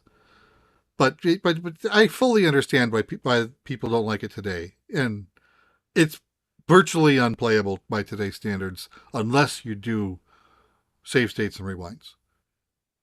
I wouldn't try to play it without them. I enjoyed watching Chris HL play it when we did our Friday night at NSO. I remember those. Yeah. So I enjoyed watching someone else play it, but me playing it, and I was like, eh. Because I think I played it maybe 2 years ago, and then I had found a ROM hack that I played through as well. That where I played it on the NES Classic. Okay. As opposed to on the Switch. But they have the save states and rewinds just the same. Yeah, Nefrendo brings up a good point. Like Zelda 1 and 2 and the new Link's Awakening skin. Not necessarily just that skin, but if they gave it the treatment kind of like Zero Mission did with the first Metroid game, I think I would try to play those again, and that would be awesome. Yeah, I think it was Dad After Dark a few weeks ago. They mentioned that they would like to see a Zelda 1 remake. And of course, I'd like to see a Zelda 2 remake. But those games are Yes. relatively short, especially compared to the last two. But, taking those out of the question, most Zelda games are 30 to 50 hours. And the first two can be done in under 10. So maybe if they do remake them, they can remake them together and release them as a bundle. I would That would be see cool. $60 for Zelda 1 is high, $60 for Zelda 2 is high, but both together, that makes sense to me. Okay. I would even take But, a remake using the A Link to the Past, 16-bit right. And even if they wanted in the type eShop stuff. to charge like say $40 for the first game and then 20 for the second one, that's fine. If there'll be people who only want one game, they're paying a little bit more. $40 might be a little high, but then they have that option to get the second game for cheaper. As opposed, kind of like what they did with Pikmin. Pikmin Yeah. 1 and 2, you can buy them separately for $30, but as a bundle was 50. I think that's perfectly fine. Yes. I like that too. I would replay them then. So Though Pikmin 1 great. being a shorter game, maybe it would have made more sense if they priced them 40, 20. True. And then it would still get the total $60 for people who bought them individually. Yes. Do you predict a Zelda bundle in the future, much like Mario 1 got? Uh, no. I think if Nintendo releases them, I think they'll want to drop them one at a time and make more money out of it. Like, I I mean, think they would bundle 1 and 2, but I don't think anything else would be bundled together. yeah. I mean, we got bundles in the Game and Watch kind of in the Game and Watch type thing. So Yeah. that's probably as close as we're gonna get. Maybe the handheld bundles, if they do a bundle, maybe they do a handheld one, but we got that coming to NSO too, so Yeah, that doesn't make sense anymore. that's your bundle right there. That doesn't make any Yeah. sense to sell because Yep. Ages and Seasons are still coming. Yep. Maybe a Four Swords bundle. So what's up, G Acres? All right. So thanks. To have the GameCube game and the DS game, or was it DS or Game Boy Advance? Four Swords was Game Boy and GameCube. Or Game Boy Advance? Game Boy Advance, yes. Because Yeah. the DS was a re-release of the Oh yeah, Game Boy because one. they did release the GBA version on the DSi for free for a limited time. Yes. Yes. I did download that. And G Acres, you just missed us answering your question. We just finished your email question. Jesse agreed with you on your Triforce Heroes, and I said Zelda 2. So as far as No, worst I mainline think I'm going Zelda to game. keep this question in the notes so Justin and Marty can answer them later. All right. Fair. All right. We got a couple questions in our Discord. First coming from Mecca. Do you think the release of this is one that Justin replied to, but I figure we could answer too. Do you think the release of the Super Mario RPG remake is going to spark the whole debate that Link's Awakening remake had on whether or not the game is worth $60 or not, especially if it's going to be a faithful remake to the original? And also, do you think Smash or Super Mario Brothers Wonder will outsell Deluxe new Super Mario Brothers U Deluxe? While you answer that, I'm going to look up what the sales numbers are of that game. Sure. So Justin said last week, in case anybody missed it, the internet will make a fuss. You will hear it. The loud people will get noticed. Highest prices because of the holiday. The remake is from the ground up, so it's worth it. And Wonder will sell more than Deluxe because of the install base. They will sell a ton because of the movie as well. So, and I wrote those down because essentially that all makes sense. Super Mario RPG, there's a lot going into it. One, because of the Square Enix probably, getting it from them, even though it's Mario's license. Nintendo's license. still Square made the game, if I remember correctly. So Yes, Square made the original game. I don't know if they have any involvement with this remake. If right, not directly, they definitely received some sort of licensing agreement to use Gino because Gino right, is a Square character. yes, and that's probably where it will probably cost $60, I think, too. So it's not just there's a lot going into the remake, obviously, and then also there's some of the Square assets there that they have to pay for. So there's that. So I think there's probably a less of an argument there than there might have been for Link's Awakening. And then will it sell more than will Wonder sell more than the new Super Mario Brothers U Deluxe? Yes, I think so because install base.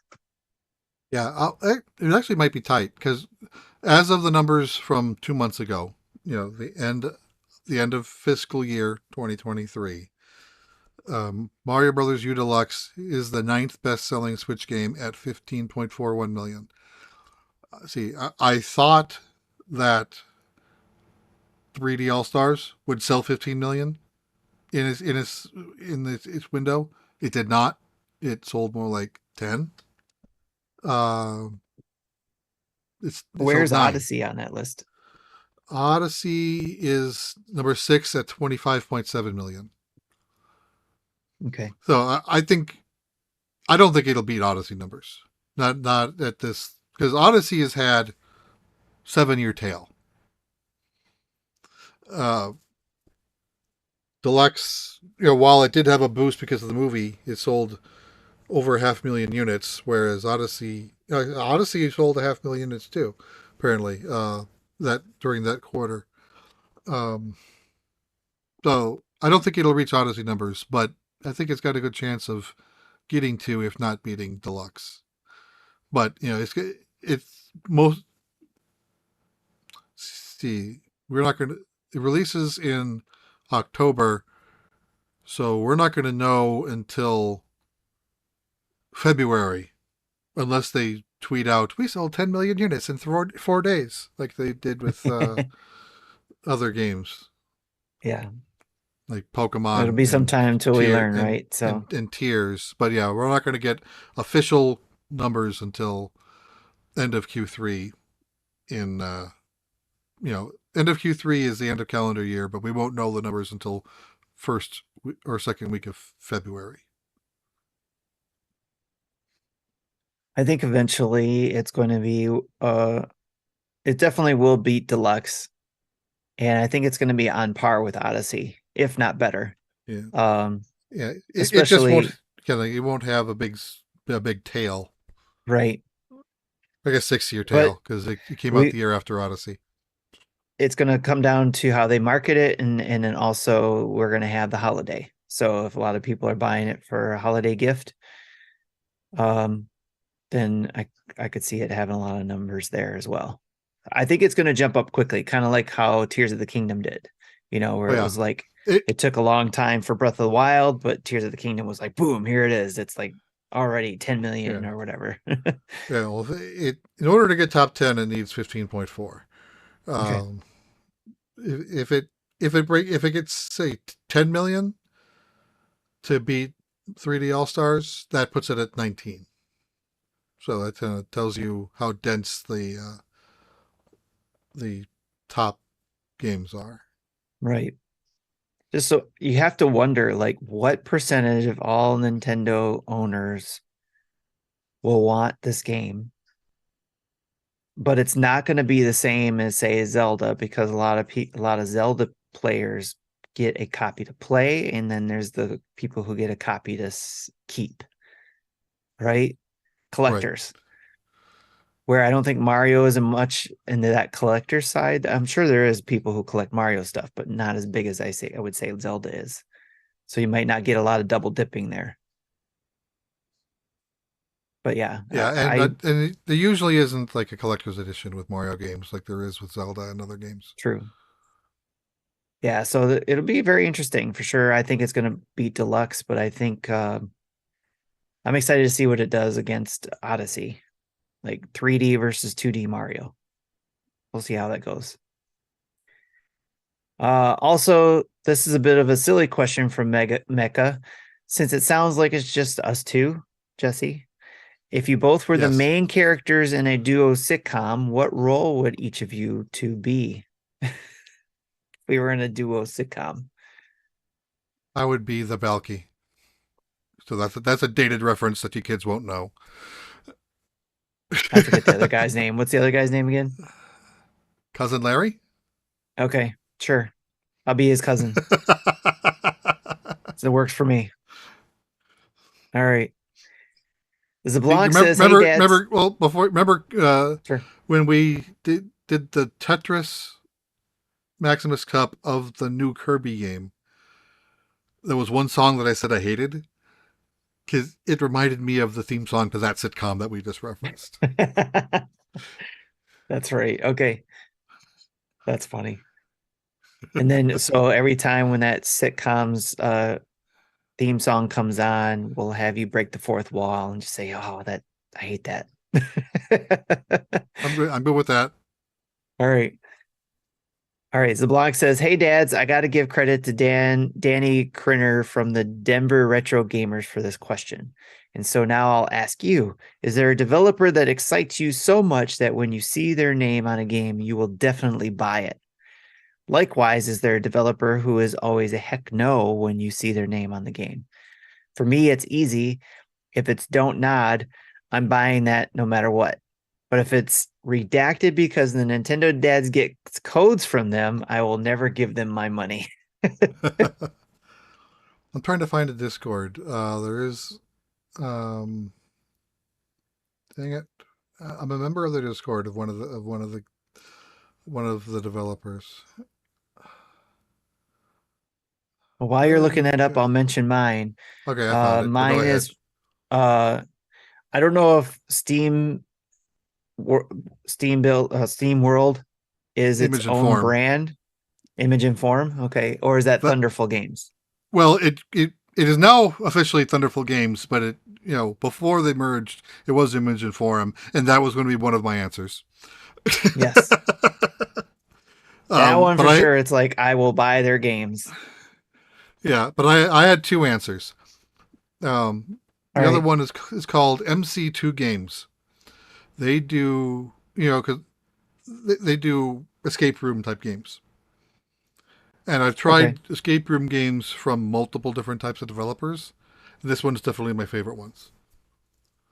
They have four of them out on Switch now. They just released a fifth one on Steam, which I presume will be on Switch at some point. But it's called Wizardry School Escape Room that launched on Steam last month. All right.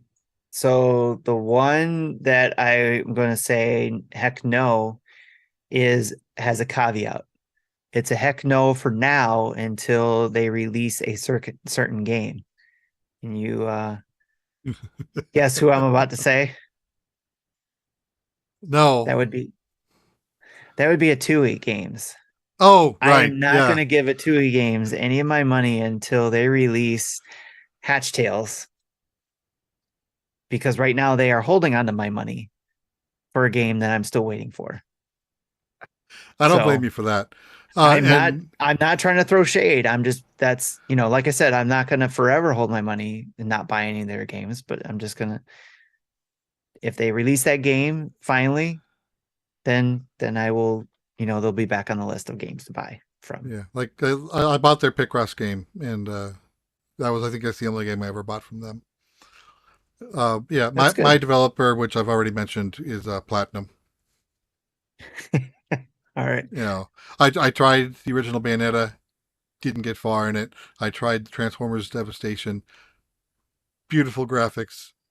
I wanted it's like it was almost like watching a G1 cartoon, but again, I couldn't beat the tutorial, Yeah, and that would be a deterrent. that was the last game I bought from them. That would make me not want to buy the games too. Yeah, I get it. All right, that was a great question, John. I I wonder if they answered that question too. If you guys didn't answer that again, John Zablock, Dads After Dark. If you guys didn't answer that question, I would love to hear that on your show, which I'm way behind on. Jesse, I know you were behind, but you're catching up. But Yeah. I'm Oh, way behind on I listening to their listened. shows. I listened to their show from 2 weeks ago. I just finished the show from 3 weeks ago when they announced the winners of the last monthly mayhem. And Yeah, then the next show queued up is their latest one, which apparently they said they have a direct message to me they in have a it. direct mission to you too. Yeah, that's what I saw. so so that's in my queue. Currently listening to the side midlife side quest, which those are only 15 minutes, so they don't last long. Yeah, that's what I appreciate that. I appreciate that from them. So Yeah, that's why I was telling my wife when we did a road trip. Actually, this reminds me, there's more things I wanted to talk about before we leave, but we did a road trip this weekend to Oklahoma for reasons, and whenever I drove, I needed to have a podcast on to help me stay alert. I told her that and for the podcast that I put on happened to talk about was an RFN from December because I'm that far behind on that show. But they okay, talked about medieval things. They were talking about I don't remember the name, but it was set in the 1800s, 1700s, and you're a visitor of this town and have to solve a murder, and where your decisions really do matter. Um, Pentiment, something like that. I don't know. But so she goes, "Did you put that podcast on because I would think I would like it because she likes 17th century or historical reenactment things or 15th century." I'm like, "No, that was just pure random luck that happened to come on." Because I told her I have podcasts that have high priority and podcasts that are low priority. Podcasts that are, first of all, if it's RFN that comes on, I don't even put it in my queue. I'll get to that later. If it's a low priority, I'll put it at the end of the queue. And if it's a high priority, like Midlife Side Quest or NVC, I'll put it at the front of the queue. And then Dads After Dark, depending on what the topic is. And then like RFN, I was listening. Whenever I listen to an episode, if an episode starts, then I'll put the next episode that I have downloaded at the end of the queue. So sometimes I can listen to two or three episodes a week. Sometimes I don't hear an episode for a month, which is why I'm all six right, months behind. Uh, so yes, yeah, that was a little fun little weird little just chance that I was listening to a podcast that my wife would actually appreciate a bit. But yeah, one of the things we did this weekend was we bought 2 new cars, and that was a pain to the pocketbook. But yes. we we both of our car. My car was 10 years old. Hers was 12 years old. They both needed to be replaced, and Yeah, like I wanted to go smaller, she wanted to go larger, so we were able to get what we wanted. nice. So and then I ended up not trading in my van because they were only going to give me $500 as a trade in. Right. And then we're like, oh, we can use the van as like a temporary car in case the kids need to borrow one for car repair.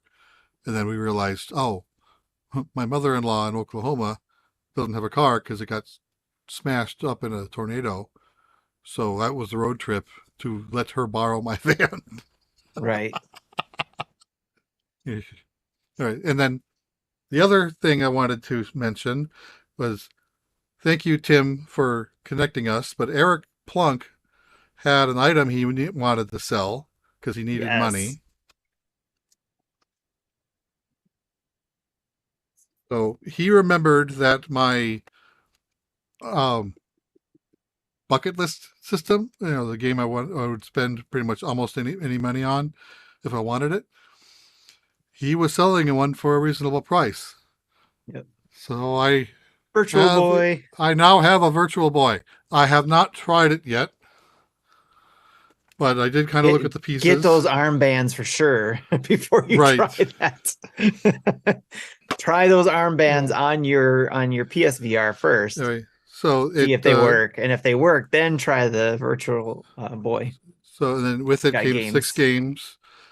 So then I looked up I knowing that the library of games is relatively small, I did look. I kind of created the spreadsheet of all possible games. There were 22, and I marked. Okay, I own these six, and I looked at Sendico first to see if there was if I figured if there were any there, they'd be cheaper. Yeah. None. I saw no games at all on anywhere that Sendico has reached for. Yeah. So then I looked at eBay, and I did place bids and or orders for two games. So Okay. if I get both of them, then I think I'll have a total of 8. All right. Um, then I don't know if I'll ever get more than that because like most of the games are like $150 to $300. Yeah. Like They get kind of like the stupid. one game I'd really want to get would be Jack Brothers, which is a Shin Megami Tensei spinoff Okay. and the first Shin Megami Tensei game ever released in North America. And yeah, that's like And almost that's why 500. it's probably expensive, right? Yeah. That's like $350 to $500. All right. Well, I'll keep an eye out for it, and if I see it for way cheaper, I'll let you know. Good luck with that. Yeah, yeah. And I'm gonna. I actually did find an Atari, an Apple II joystick from Yahoo Auctions Japan that I bought through Oh, Syndico. So I've already paid that, and I'll whenever it's ready to ship to me, I'll have to pay for the shipping. I was just hoping to have more items to put in the box, like when I got the several of the Famicom Disk System games. yeah. What I bought from Syndico, and the 3DS that I got last year. Gotcha. Nice. I'm glad you got that Virtual Boy thing. Yeah, That's awesome. yeah. So I was looking at the pieces, and it came with 2 battery packs that are both marked as bad, apparently. And then there's a D, an AC power pack, and those. So he says he knew the battery packs didn't work, but the AC pack works fine. But the way it works is they snap onto the controller, and then the controller plugs into the unit Right. somewhere, and that's how this gets power is through the controller. I'm Hmm. like, that is weird because it's not like you're going to walk around with this thing. You have to put it on a stand and stick your head in it anyway. Why not just plug this into power and have the controller draw power from it like any other system? But I don't Maybe know. maybe because eventually they were going to come out with a way to attach it to your head. But it Maybe didn't that sell was well. the maybe that was the plan, but yeah, it didn't sell at all. Right. That's super cool. Are you going to be able to do a video on that at all? No, because there's no way to export video, not without ripping it apart and modding it. Yeah. No, I know that, but I mean, just like showing like well, you already unboxed it, but Yeah, just showing off I what you got. I might like take put when I have it assembled to ready to test. I might take some pictures and put it on Twitter, Okay. but I don't think I'll make any videos for it. All right. Fair enough. All right. Oh, Mecha Dragon just noticed my Taco Bell cup apparently, and it's empty. See, Yep. I have my Baja Blast Zero in it. Yeah, you're. I like to say that my cup is my cup is broken when it's empty. It's no longer dispensing liquids. It's broken. Yes, it's got a bug in it. Ew. All Someone who right. isn't in IT, that has a completely different meaning, and that's Exactly. gross. It could mean two different things there. All right. So we were talking about beer to our friend Right? Beer. Uh, they got a question for us. What is the best gaming snack that won't gunk up your controller? Um, So hard I don't candies. I don't normally snack when I game, but when I do, think of that meme. Yes. Um, I'm normally eating, say, like a protein bar, something that is can have a wrapper wrapped around the contents throughout while I'm consuming it, just so I don't directly touch the food. Yeah. Yeah. I don't, if I stay away from melty, powdery things, because of obviously if they get on your fingers, they're going to get on the controller. Of course, there's those new things. I don't know if you saw the ad for them, but they're like almost like um chopsticks, but they're meant to you put them on your fingers, and then that way you can grab your food like this, I like have seen tweezers, that. like tweezers or whatever, or tongs. Yeah, that's that's They depressing. have those. The- So yeah, anything that sticks to your fingers, obviously you don't want to do. But like there's a lot of good candies. Like if you want to snack on candies or um um yeah. Or if I do have like a candy bar, like snack size, something that I can put the whole thing in my mouth at once, so it's not sitting yes, in my hand melting. yes, or if you can put the snacks in a cup and be able to use the cup to put amount in your mouth, that Yeah, works I've done too. that before. I think somebody mentioned that in Discord as well. So, but yeah, not anymore. I think probably in my younger days, yeah, I would snack on stuff, but I tried to stay away from stuff that would get on left residue on my fingers or anything like that. So, Mecha Dragon says that is so cringe. Why is that so cringe? Well, I must have said something that was cringy. most people his age say that half the things we do at our age are cringe. So Yeah, well, don't take offense to that. all right. That must mean I'm doing things right then. I'm acting my age then. I agree. All right. Then we got a voicemail from Christian. Hey guys, good afternoon. It's me, Christian. I was just calling because first I want to say Happy 4th of July to everybody over there. Thank you for all your hard work. Hopefully you're enjoying your time in celebrating the 4th of July. For Justin, Happy Canada Day. I hope you're having a great day in Canada. Speaking of Canada, my family and I are actually going to Banff for 2 weeks, so it's going to be pretty awesome. We're super excited to explore the Canadian Rockies. But the reason why I'm calling is I actually have a problem. I am very big into Halloween, and every year I do a themed Halloween haunted house at my house for a week for neighborhood kids and all that sort of stuff. But this is my problem, and maybe you guys could help me out. What theme would you pick? I am having a big problem of picking between these two themes because I've narrowed it down because I love Zelda so much. This year I'm making it a Zelda theme, but the sub-theme would have to be between the Yiga clan hideout or Hetsu and his mysterious forest. So it would be the Yiga clan hideout where I would be Master Koga and I would have my little haunted minions dress up as Yiga clan members, or I can build a haunted house with me being Hetsu, the dancing tree guy, and have haunted Korok leaf children running around. Of course my children are my kids and my nieces and nephews. But anyways, please help me decide because it's coming up to that point where I need to start building, planning. I got electrical stuff to work on. So I want your guys' input. Let me know what you guys think. Again, hopefully you guys are doing great. Thanks again so much for all your hard work. Love the show, and have a great day. Say before we answer anything, no matter what you do, post pictures and tag us on Twitter. We would Heck yeah. love to see whatever it is you I come want up with. videos. There is one deciding factor for me as to what I would pick, and that is bananas. Mighty Bananas.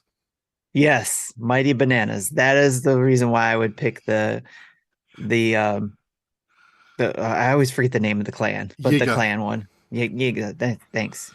Yeah, I also vote Yiga, mainly because obviously people who know Zelda will know Yiga, and they'll know Hetsu too. So, but what you want to do is to make it an interesting experience for those who don't know what the hell's going on. And I think a Yiga hideout can be made a lot more creepier than a forest setting. Sounds good. There's our votes. That's 2. We're not split on this one, which is good. And plus, because I wanted to see how you make the Mighty Bananas, like a bunch of them crated up and bundled together and all that kind of stuff. So in pockets, I want to see that. So, and like Jesse said, please share, tag us wherever you post your pictures and whatever. Or if you want to, you can I would say do a video, and we'd be happy to share it on the Nintendo Dads channels too, on your behalf. Like a leading up to the date of you making this stuff, if you wanted to do that. Not Yeah, saying and you that's have open to all, not just Christian. If anyone wants Yeah. to make some sort of video and say, "Hey, this might be fun content for your YouTube channel," yeah, we'll have a look, and then we can make a determination. Yeah.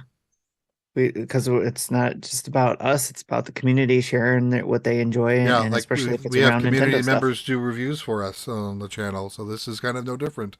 This is just Heck showing yeah, off a different aspect of the community. absolutely. All right, thanks, Christian. So that was the only voicemail, or was the other voicemail just not a The good other was voicemail? 23 seconds of silence. Oh, that's a good question. Yeah, Let's and listen to that one. I will answer the same. 23 seconds of silence. I was gonna say, let's listen to 23 seconds of silence. No, we No, don't want let's that air. not. All right. That's the end of the community section. Is there anything else, Jesse, you wanted to cover before we No, close out? I remembered to talk about the Virtual Boy before we did, so I think I covered everything I wanted to. All right, excellent. Well, thank you for everybody who stopped by in the chat to watch us live, the Jesse and Tim show. uh, First, a huge thanks to all our Patreon producers as well: Dave Ernsberger, RJ Kern, Jacqueline Amira, Solo Something, as well as to our other 90 plus Patreons.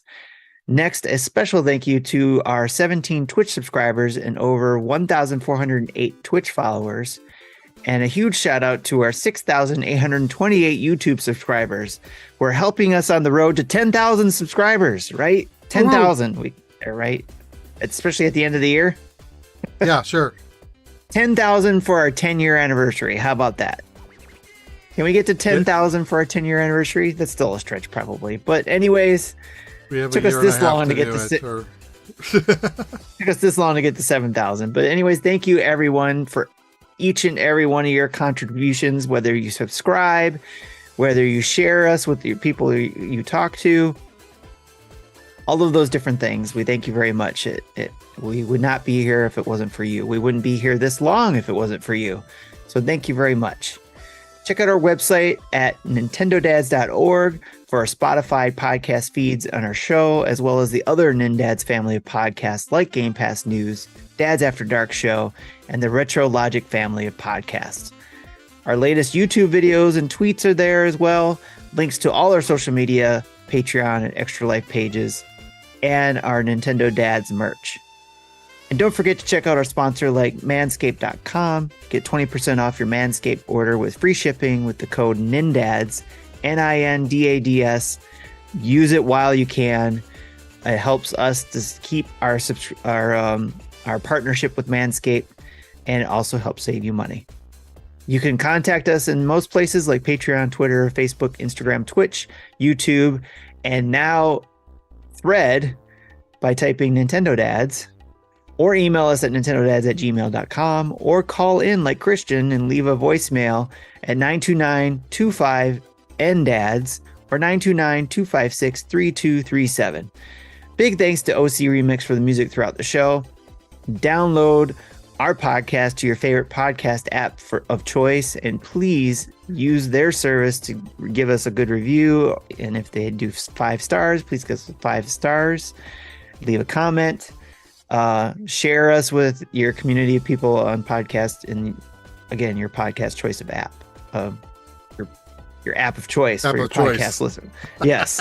So that's it for me, for Jesse, for Justin, and Marty. We'll check you later. Bye-bye.